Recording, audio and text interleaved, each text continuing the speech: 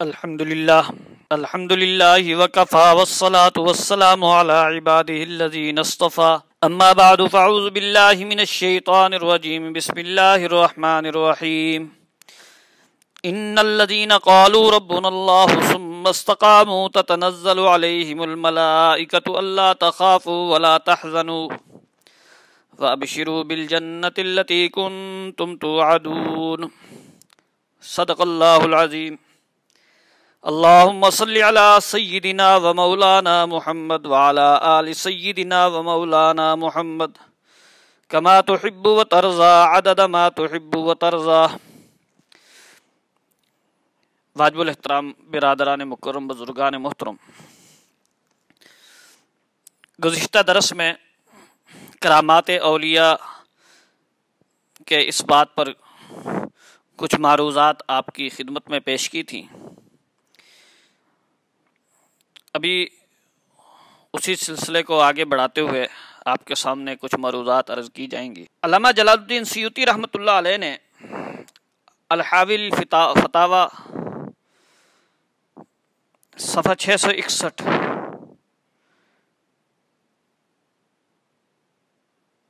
میں نقل کیا ہے کہ علامہ قرطبی رحمہ اللہ فرماتے ہیں عمران بن حسین صحابی ہیں، ان کو بواسیر تھی،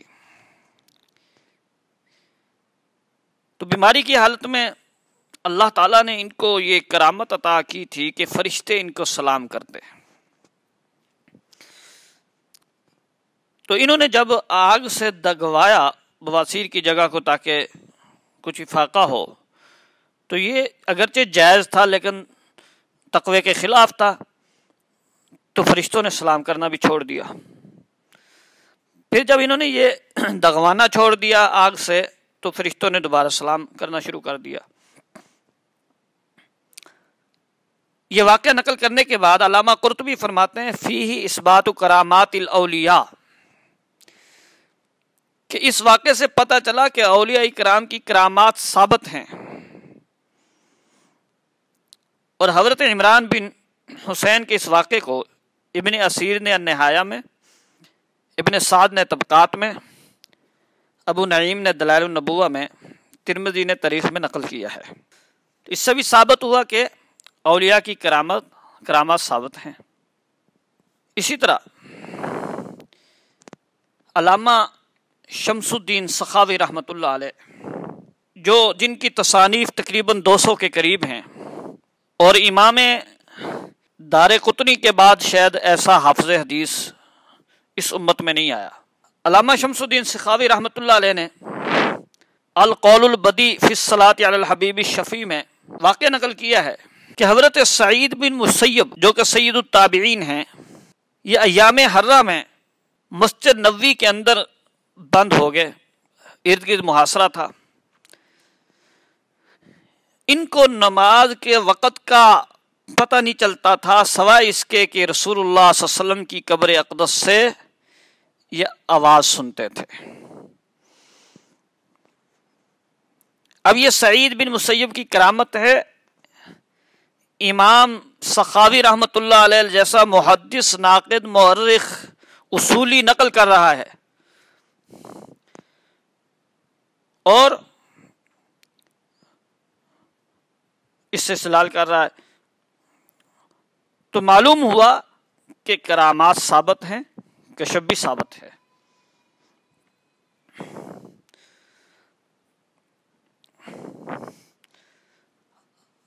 علامہ عبد الحلیم چشتی بہت بڑے محدث،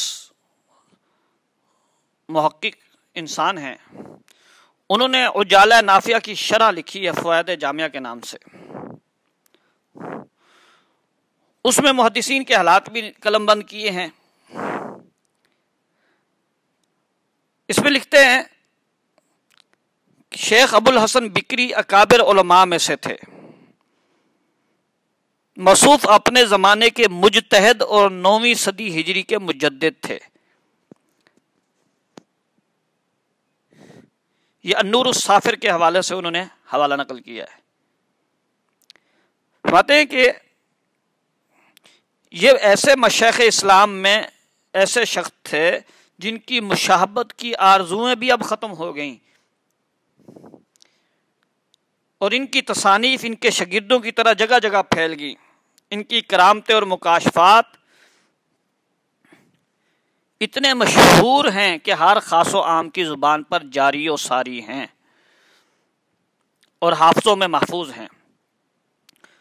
موصوف خاتمۃ المحققین، ترجمان المتکلمین، حجت مناظرین اور یادگار سلف صالحین تھے، اور یہ اتنے بڑے انسان تھے کہ اپنی زندگی میں مسجد حرام، مسجد نبوی، مسجد اقصی اور جامع ازہر کی مسجد میں بیٹھ کر حدیث کو پڑھاتے تھے، اور علم کے سمندر سے لوگ سراب ہوتے تھے۔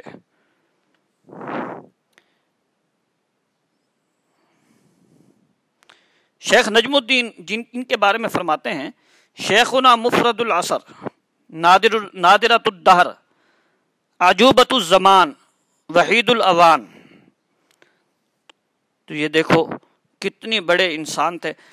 تو اس سے ایک بات پتہ چلی کہ آپ کو کرامات بھی حاصل تھی، مکاشفات بھی حاصل تھے، اور وہ لوگوں کو بھی پتہ تھے، اس لیے لوگوں میں اس کے تذکرے ہوتے تھے۔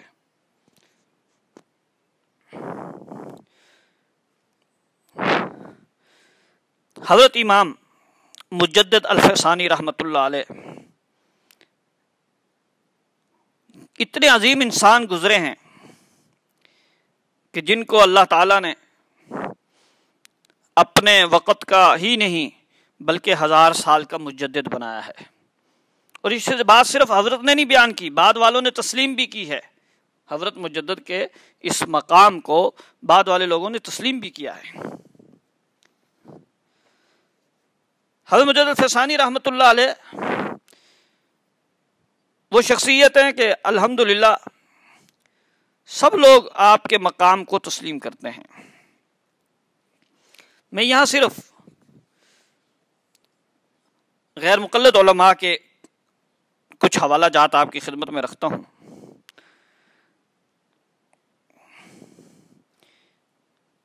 تحریک اہل حدیث کے مصنف لکھتے ہیں، جب ظلمت و تاریکی بڑھ جاتی ہے تو اللہ تعالیٰ آفتاب عالم تاب کو طلوع ہونے کا حکم دیتے ہیں، جس سے رات کی تاریکی چھٹ جاتی ہے اور دن کی روشنی چہار دانگ عالم میں پھیل جاتی ہے۔ مسلمہ اصول پر فرعون اور موسیٰ کے تحت کفر و ضلالت کی تاریکیوں کو ختم کرنے کے لیے اللہ تعالیٰ ایسی عبقری زماں شخصیت کو پیدا کر دیتا ہے کہ وہ استقامت کا پہاڑ بن کر باطل کے سامنے سینے سپر ہو جاتی ہے۔ اللہ تعالیٰ ان میں پیغمبرانہ اور صاف ودیت فرماتے ہیں۔ تحریک الحدیث صفحہ 166۔ یہ لکھتے ہیں، شیخ احمد کا کیا مقام ہے؟ اس کے بارے میں علامہ اقبال کی یہ ربائی حقیقت واضح کرتی ہے۔ گردن نہ جھکی جس کی جہانگیر کے آگے، جس کے نفس گرم سے ہے گرمی احرار، وہ ہند میں سرمایہ ملت کا نگہباں، اللہ نے بر وقت جس کو کیا خبردار۔ شاعر مشرق علامہ محمد اقبال رحمۃ اللہ علیہ، جو کہ جہاں دنیا کے حالات پر وسیع نظر رکھتے تھے، تصوف میں بھی گہری نظر رکھتے تھے۔ جب علامہ اقبال حضرت مجدد کی قبر پہ جاتے ہیں تو کیا فرماتے ہیں؟ اس خاک کے ذروں سے ہے شرمندہ ستارے، اس خاک میں پوشیدہ ہے وہ صاحب اسرار۔ یعنی مجدد کی قبر کے ذرے جو ہیں ان سے شرمندہ ہیں ستارے۔ خراج تحسین دیکھیے جو شاعر مشرق نے حضرت مجدد کو پیش کیا۔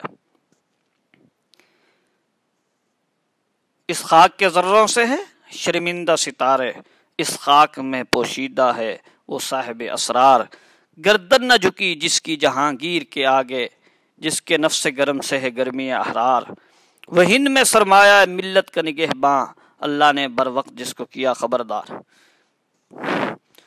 اسی طرح آگے لکھتے ہیں کہ شیخ احمد وہ حنفی عالم ہیں کہ جنہوں نے اپنی تعلیمات کی بنیاد کتاب و سنت پر رکھی اور اپنے مکتوبات میں واضح کیا کہ اسلام کا منبع دین کا مصدر و ماخذ صرف کتاب اور سنت رسول اللہ ہیں. پھر لکھتے ہیں شیخ مجدد براہ راست کتاب و سنت سے استفادہ کے علمبردار اور دائی تھے.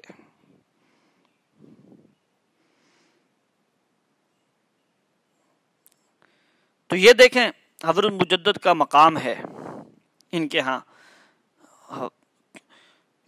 اسی طرح مولانا داؤد غزنوی مشہور عالم ہیں اہل حدیث حضرات کے. ڈاکٹر اسرار رحمۃ اللہ علیہ لکھتے ہیں سوانح داؤد غزنوی میں یہ مضمون چھپا ہوا ہے صفحہ 99 پر. وہ باتیں ایک دفعہ میں مولانا داؤد غزنوی کے پاس گیا کہ مجھے مکتوبات امام ربانی کے مطالعے کے لیے دے دیں. تو فرمایا کہ اس کو میں نے کبھی اپنے سے جدا نہیں کیا اور نہ کسی کو یہ میں کتاب عاریتاً دیتا ہوں. اور مولانا داؤد غزنوی کے حالات میں ملک حسن شرق پوری لکھتے ہیں کہ مکتوبات امام ربانی عموماً حضرت مولانا داؤد غزنوی کے زیر مطالعہ رہتے. ایک دفعہ فرمایا کہ جیل کا زمانہ زیادہ وقت مکتوبات کے مطالعے میں گزارتا ہوں. تو حضرت امام ربانی مجدد الفسانی رحمۃ اللہ علیہ وہ نہ صرف کشف و کرامت کے قائل بلکہ خود ان کو اللہ تعالیٰ نے اس میں بہت بلند مقام عطا کیا تھا. 2 جلدوں میں جو مکتوبات ہیں ان میں اکثر معارف جو انہوں نے بیان کیے ہیں علوم بیان کیے ہیں اکثر وہ الہامی اور کشفی تو ہیں.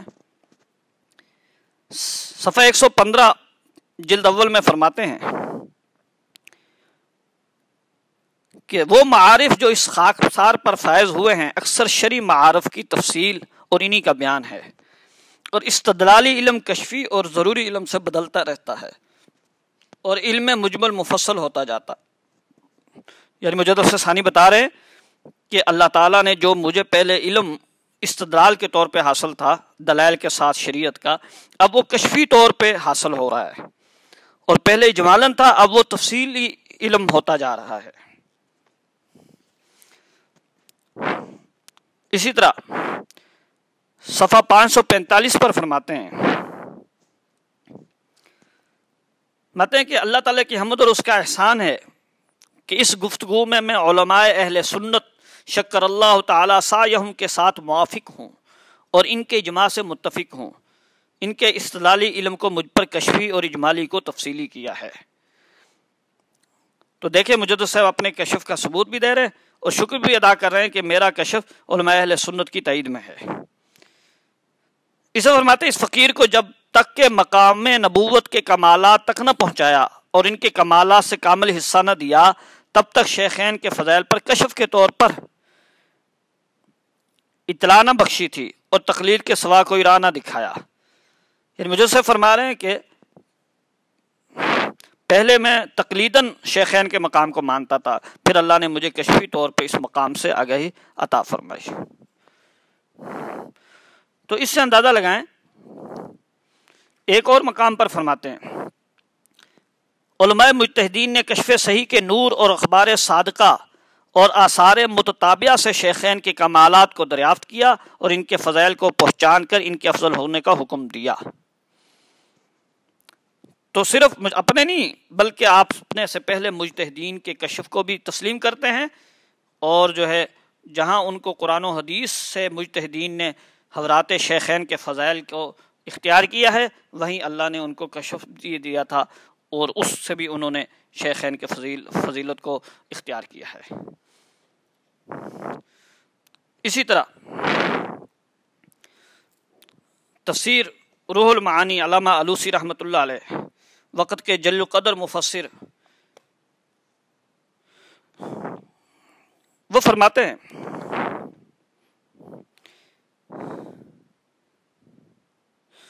ثم انہم وهم فی یقظۃ یشاہدون الملائکۃ وارواح الانبیاء ویسمعون منہم اصواتا. امام غزالی کی بات نقل کرتے ہوئے فرماتے ہیں کہ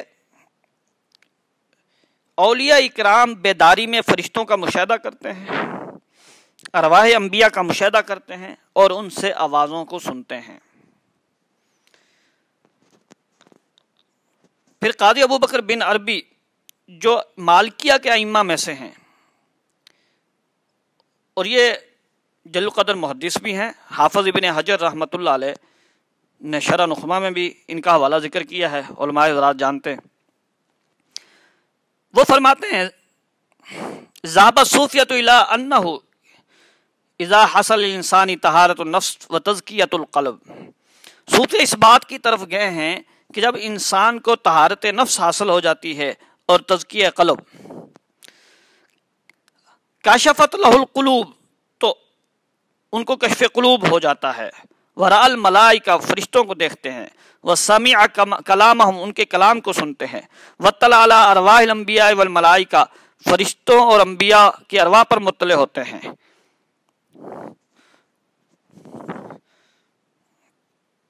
تو دیکھیے علامہ ابن العربی مالکی رحمۃ اللہ علیہ بھی کرامات اولیاء کے قائل ہیں، کشف اولیاء کے قائل ہیں۔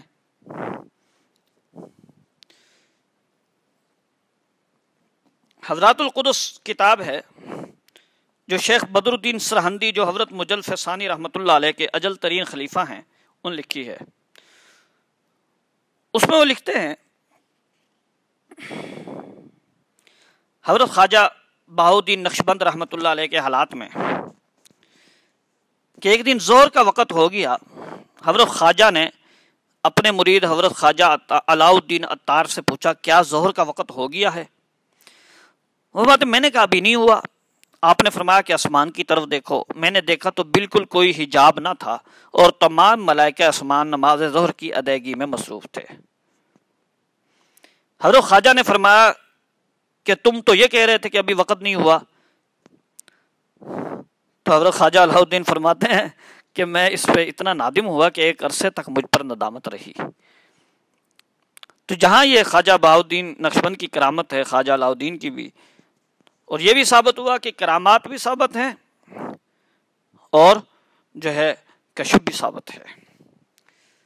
حضرت امام شاہ ولی اللہ محدث دہلوی رحمۃ اللہ علیہ اتنے جل قدر انسان ہیں کہ جن کا علم حدیث کو اللہ نے اتنا شرف قبولیت دیا کہ اس وقت پوری دنیا میں جو علم حدیث پھیل رہا ہے اس میں شاید 60% سے بھی زیادہ آپ کے شاگردوں کے واسطے سے پھیل رہا ہے۔ قطب العالم شیخ الحدیث حضرت مولانا محمد زکریا رحمۃ اللہ علیہ ایک مقام پہ فرماتے ہیں کہ ہم نے ہندوستان میں اس بات کا پتہ لگایا تو ہمیں پتہ چلا کہ ایک بھی محدث ایسا نہیں، خواہ وہ علماء دیوبند سے تعلق رکھتا ہو یا بریلوی علماء سے یا الحدیث علماء سے، کہ جو شاہ ولی اللہ محدث دہلوی کی جو ہے سند، جس کی سند میں نہ آتے ہوں۔ تو اللہ تعالیٰ نے اتنا مقام حضرت شاہ صاحب کو عطا فرمایا تھا۔ چند حوالہ جات میں آپ کے سامنے رکھتا ہوں کہ حضرات غیر مقلدین آپ کے مقام کے کس قدر قائل ہیں، کیونکہ علماء دیوبند تو قائل ہیں ہی ہیں، بریلوی حضرات بھی قائل ہیں اور وہ کرامات کے بھی قائل ہیں۔ قاضی محمد اسلم سیف حضرت شاہ ولی اللہ کو لکھتے ہیں حجت اللہ فی الارض، حضرت امام شاہ ولی اللہ محدث دہلوی، تحریک اہل حدیث، صفحہ 181۔ ایک اور مقام پہ فرماتے ہیں یہ تھے وہ حالات جن میں حجت اللہ فی الارض حضرت امام شاہ ولی اللہ نے آنکھیں کھولیں، صفحہ 188۔ ایک اور مقام پر فرماتے ہیں ہمیشہ ارباب دعوت و عظیمت وہی عہد ساز شخصیتیں رہی ہیں جن کی زندگی کا اوڑھنا بچھونا، نشست و برخاست اور انداز زیست اللہ کے قرآن اور رسول اللہ صلی اللہ علیہ وسلم کے فرمان کے مطابق رہا، جیسا کہ امام دار الہجرت مالک بن انس، امام شاہ ولی اللہ محدث دہلوی، صفحہ 200۔ نیز لکھتے ہیں وہ دور ایک مجدد کا متقاضی تھا، حالات و ظروف، واقعات و مشاہدات اور تغیرات و انقلاب ایک ایسے مجدد کے متقاضی تھے جو بے دینی کے طوفانوں میں چراغ حق روشن رکھے۔ اندرین حالات امام شاہ ولی اللہ محدث دہلوی کے علاوہ کون سی شخصیت تھی جو ان تقاضوں سے عہدہ برا ہوتی؟ قرآن کے اسرار و رموز سے عوام کو باخبر کرتی، حدیث و سنت کے پرچم کو سربلند رکھتی، رسوم و بدعات کی بہکونی کرتی، وہ شخصیت صرف اور صرف حجت اللہ فی الارض امام شاہ اللہ محدث دہلوی کی ہو سکتی ہے۔ حالات جس مجدد کے متقاضی تھے وہ شاہ صاحب کی شکل میں پورے ہو گئے۔ تحریک الحدیث صفحہ 202۔ نیز لکھتے ہیں شاہ صاحب فکر محدثین کے علمبردار، مشن محدثین کے نقیب و ترجمان، تعلیم و کتاب و سنت کے مبلغ، عصری و حضری، علمی و اعتقادی، فکری و نظری، اساسی و مذہبی فتنوں کے نقاد، تحقیق و تدقیق، علم و آگہی اور کتاب و سنت کے پرچاک تھے۔ تحریک الحدیث صفحہ 207۔ مشہور غیر مقلد عالم مورخ جناب ابراہیم سیالکوٹی لکھتے ہیں امام الہند، بقیت السلف، حجت الخلف، حضرت شاہ ولی اللہ محدث دہلوی، کس شعر کی آمد ہے کہ رن کانپ رہا ہے، مجھ ایسے نابکار کا آپ کی تعریف و توصیف میں کچھ لکھنا آپ کی شان میں گستاخی ہے، کیونکہ ہندوستان بھر میں شہر بشہر، کوچہ بکوچہ اور خانہ بخانہ جس قدر علم و عمل بالحدیث کا غلغلہ ہے اور اتباع سنت کا جتنا جوش طبائع میں موجزن ہے، سب کچھ آپ کی برکت و فیض کا ثمرہ ہے۔ تاریخ الحدیث صفحہ 457۔ تو دیکھیے حضرت شاہ صاحب رحمۃ اللہ علیہ کو اللہ نے کیا مقام عطا فرمایا تھا۔ حضرت نواب صدیق حسن خان فرماتے ہیں التاج المکلل میں، مسند الوقت الشیخ الاجل احمد ولی اللہ المحدث الدہلوی المبرور۔ تو یہ شاہ ولی اللہ محدث دہلوی رحمۃ اللہ علیہ نہ صرف کرامات اور کشف کے قائل ہیں، بلکہ اللہ نے آپ کو بھی وافر حصہ اس سے عطا فرمایا تھا۔ یہ میرے سامنے آپ کے مکتوبات ہیں۔ صفحہ 254 پہ ایک مکتوب گرامی میں لکھتے ہیں یہ بات جاننی چاہیے کہ اہل اللہ کا کشف سچا اور صحیح ہوتا ہے، لیکن اہل اللہ بعض اوقات حقیقت امر کو اجمالی طریقے سے معلوم کرتے ہیں۔ آگے لمبی بات ہے، تو اتنی بات کہ شاہ اللہ فرماتے ہیں اہل اللہ کا کشف سچا اور صحیح ہوتا ہے۔ بلکہ آپ کو اللہ نے اتنا کشف دیا تھا شاہ صاحب رحمۃ اللہ علیہ کو کہ ایک حافظ جار اللہ پنجابی حج کو گئے، حضرت شاہ صاحب کو کشف کے ذریعے معلوم ہوا کہ ملک عمان کے ساحل پر مسقط کی بندرگاہ میں ایک ولی اللہ رہتے ہیں جن کو اللہ نے ولایت عطا فرمائی ہے اور حدیث میں بھی بڑا مقام ہے ان کا۔ تو شاہ صاحب رحمۃ اللہ علیہ حافظ جار اللہ پنجابی کو فرماتے ہیں کہ آپ جب جا رہے ہیں تو اگر وہ ولی اللہ تمہیں مل جائے جس کو میں کشفی طور پر محسوس کر رہا ہوں وہاں ہے تو میرا سلام عرض کرنا۔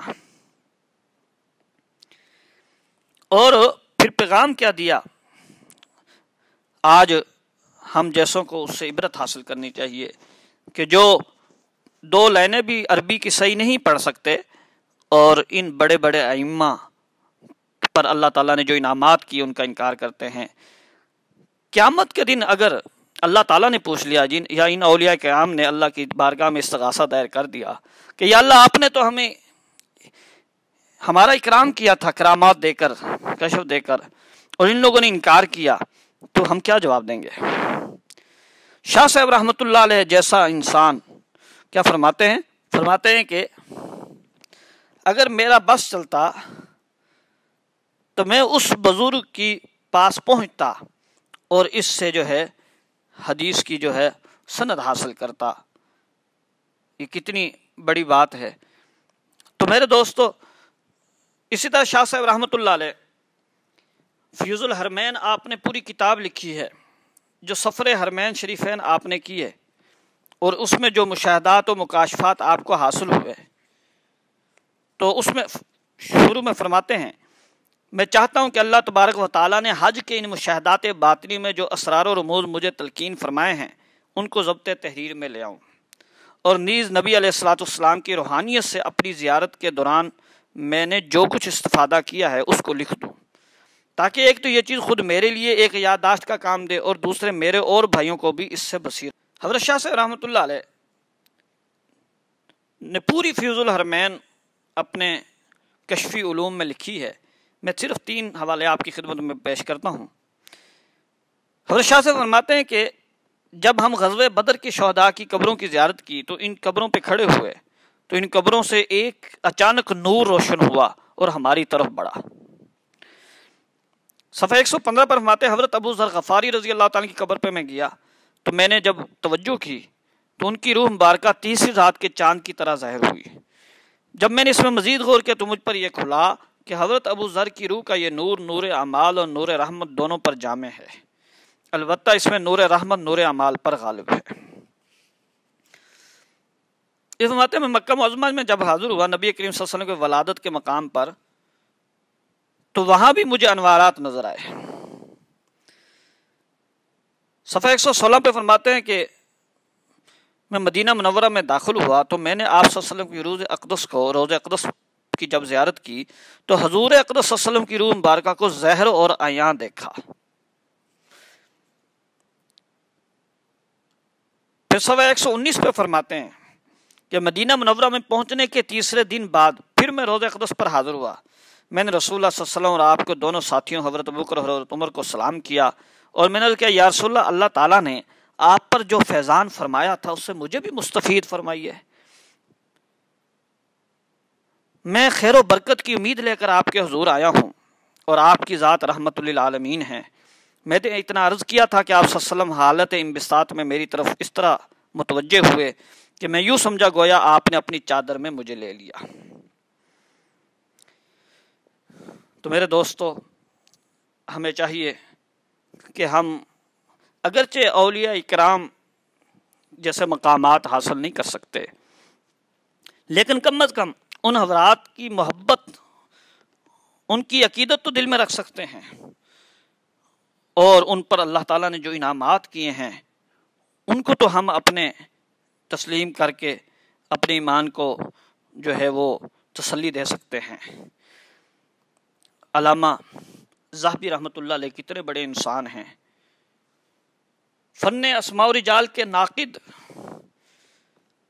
اور اللہ نے اتنا حافظہ عطا کیا تھا کہ علامہ ذہبی رحمۃ اللہ علیہ فرماتے ہیں کہ اگر حدیث کے جتنے بھی رجال ہیں، راوی ہیں، ان سب کو میرے سامنے کھڑا کر دیا جائے تو میں ایک ایک کا نام، ان کے نسب، ان کے والد کون ہیں، پیدائش کہاں ہوئی، تعلیم کن سے حاصل کی، سفر کہاں کا علم کے لیے کیے، لوگوں نے ان کے بارے میں کیا کہا، کس نے جرح کی، کسی نے توصیف کی، سب کچھ بتا دوں گا.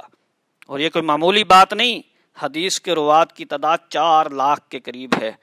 یہ اللہ نے حافظہ علامہ ذہبی کو عطا کیا تھا. تو علامہ ذہبی رحمۃ اللہ علیہ جیسا انسان، حالانکہ آپ نقاد بھی ہیں بہت بڑے، لیکن جب ابن عربی رحمۃ اللہ علیہ کے بارے میں کسی نے پوچھا کہ حضرت وہ فرماتے ہیں کہ میں نے فصوص الحکم کو نبی کریم صلی اللہ علیہ وسلم کی اجازت سے لکھا ہے، تو علامہ ذہبی فرمانے لگے کہ میں یہ گمان نہیں کرتا کہ ایسا شیخ جھوٹ کہتا ہو. التنبیہ التربی صفحہ 20.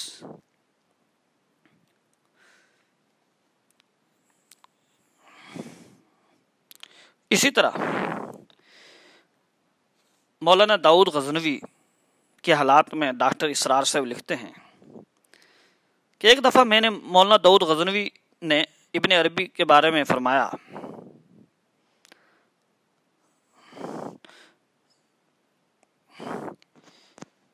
کہ شیخ ابن عربی کے حضرت کا تعظیم امیز کلمہ فرماتے ہیں کہ انہوں نے بڑی تعظیم سے ابن عربی کا ذکر کیا اور مجل فیصانی کا بھی. تو جب میں نے حضرت سے عرض کیا کہ آپ ابن عربی کا بڑا نام ادب سے لیتے ہیں جبکہ امام ابن تیمیہ تو بڑی سخت تنقید کرتے ہیں، تو اس کے جواب میں مولانا داؤد غزنوی نے فرمایا، ڈاکٹر اسرار مرحوم لکھتے ہیں کہ وہ سنہرے حروف سے لکھنے کے قابل ہے. ہمارا ڈاکٹر صاحب ابن تیمیہ اور ابن عربی دونوں ہی ہمارے بزرگ ہیں، اپنے آپس کے اختلاف کو وہ جانیں، ہم خورد ہیں اور خورد رہنے ہی میں عافیت سمجھتے ہیں، یعنی چھوٹے ہم. مولانا نے یہ الفاظ اتنے شدید تاثر کے ساتھ فرمایا کہ ساتھ ہی ان کی آنکھوں میں آنسو آ گئے. واقعہ یہ ہے کہ میں عرض نہیں کر سکتا کہ مولانا کے اس منکسرانہ قول سے میرے دل میں ان کی عزت میں ایک دم کس قدر اضافہ ہوا اور ان کا احترام کتنا بڑھ گیا۔ سوانح مولانا داؤد غزنوی صفحہ 88۔ اسی طرح حضرات القدس صفحہ 261 پر واقعہ لکھا ہے، وہ سنا کے میں اپنی بات کا اختتام کرتا ہوں۔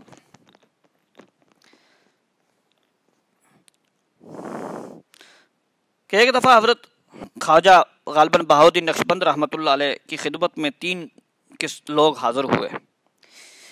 ایک نے نیت کی کہ اگر حضرت خواجہ فلاں قسم کا کھانا کھلائیں گے تو آپ صاحب کرامت ہیں۔ دوسرے نے کہا کہ اگر فلاں قسم کا میوہ مجھے عطا کریں گے تو صاحب عظمت ہیں۔ تیسرے نے بھی اسی طرح کسی خواہش کا اظہار کیا۔ تو حضرت کو کشفی طور پہ جب اطلاع ہوئی تو فرمایا کہ درویشوں نے جو کچھ کمالات حاصل کیے ہیں وہ رسول اللہ صلی اللہ علیہ وسلم کی اتباع سے پائے ہیں، لہذا کوئی خلاف شریعت کام درویش نہیں کرتے۔ اس تیسرے آدمی کی کوئی خواہش غلط قسم کی ہوگی۔ فرمایا کہ امر مباح کی نیت سے بھی اولیاء کرام کے پاس نہیں آنا چاہیے۔ بسا اوقات درویش ان کعبوں کی طرف متوجہ نہیں ہوتے، اس لیے کشفی طور پہ پتہ نہیں چلتا، اور بعض اوقات ہر وقت کشف بھی نہیں ہوتا، تو آنے والا بد اعتقادی کا شکار ہو جاتا ہے، اور اس کا نتیجہ یہ نکلتا ہے کہ وہ فقراء کی صحبت کی برکت سے محروم کر دیا جاتا ہے۔ میرے دوستو، ہمیں چاہیے کہ اولیاء کرام سے اعتقاد رکھیں تاکہ ان کے فیوزات اور برکات سے ہم بھی مستفید ہو سکیں۔ ہمارا زندگی اولیاء کرام کی محبت میں، ان کی اتباع میں رہنے کی توفیق نصیب فرمائے، اور موت کے بعد اور آخرت میں ان کے ساتھ ہمارا انجام فرمائے، انعام یافتہ لوگوں میں ہمیں شامل فرمائے۔ وآخر دعوانا الحمدللہ رب العالمین۔